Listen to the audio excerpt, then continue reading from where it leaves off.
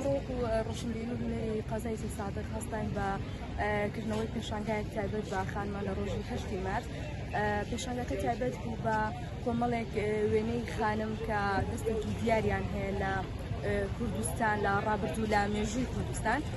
وەکو هەمومان ئەزانین ئەمڕۆ 8 مارس مارس تایبەتە بە ڕۆژی جیهانی ژنا، ڕۆژێکی تایبەتە بۆ ژنان بەدەر لەوەکە هەموو ڕۆژێک ڕۆژی ژنە، چونکە وەکو ئەڵێن ژن ژیانە، ئەگەر ژن نەبێت ژیانیش نابێت. ئێمەش ئەمڕۆ پێمان خۆش بوو لە قەزای سادق لە لێرە لەم شوێنە جوانە کۆمەڵێک وێنەی خانم عەرز بکەین و بە خەڵکێکی باش هاتن بۆ سیرکردنی وێنەکانمان و نمایشەکەشمان بەردەوام بێت بۆ هیوایین کە ژن هەمیشە ژیانە.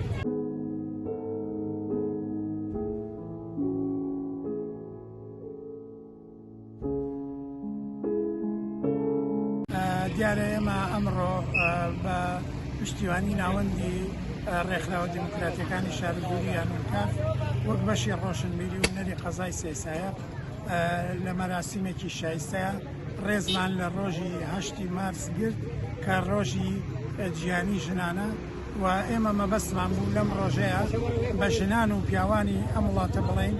ئیتر با ژن کوشتن کۆتایی پێبێنرێ، با پیاوەکان بگەن بەو ئاستەی کە بتوانن خۆشەویستی ببەخشنەوە چ بۆ خۆیان، چ بۆ کۆمەڵگاکان، چ بۆ ژنان بە تایبەتی. و دیارە ئێمە مەبەستمان لەکردنەوەی ئەم مەراسم و پێشەنگایە ئەوە بوو کە ژنانی کۆمەڵگای سێسایق بە تاسەوە بێن بۆ بینینی وێنەکان، چونکە وێنەکان هەندێکیان تعبیری بوون بۆ دەرخستنی ئازار و مەینەتەکانی ژنان و بەشی زۆریشیان ئەو ژنە سەلار و کارامانە بوون کە لە کۆمەڵگای کوردەواریە لە هەموو پارچەکانی کوردستانە ڕۆژانێک خزمەتیان کردووەمانەوێ بە پیاوانیش و بە ژنانیش بڵێین ئەگەر بمانەوێ دەتوانین چ ژن چ پیا و خزمەتی گەورەی کۆمەڵگاکەمان بکەین. ئەوە تا وێنەی ژنەکان لەبەرچاوە کە لەوانە حەفسەخانی نەقیب، لەوانە مەریەمخانی گۆرانیبێژ، لەوانە کەژاڵ ئەحمەدی شاعیر، لەوانە بەدیعەدات تاشی شانۆکار و دەیان ژنیتر کە هەرەمویان بە سەلاری و گەورەی خۆیان خزمەتی بەرچاویان کردو بە کۆمەڵگا. بۆیە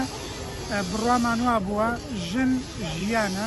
کوشتنی ژنیش بە هەر بیان یەک کوشتنی ژیانە.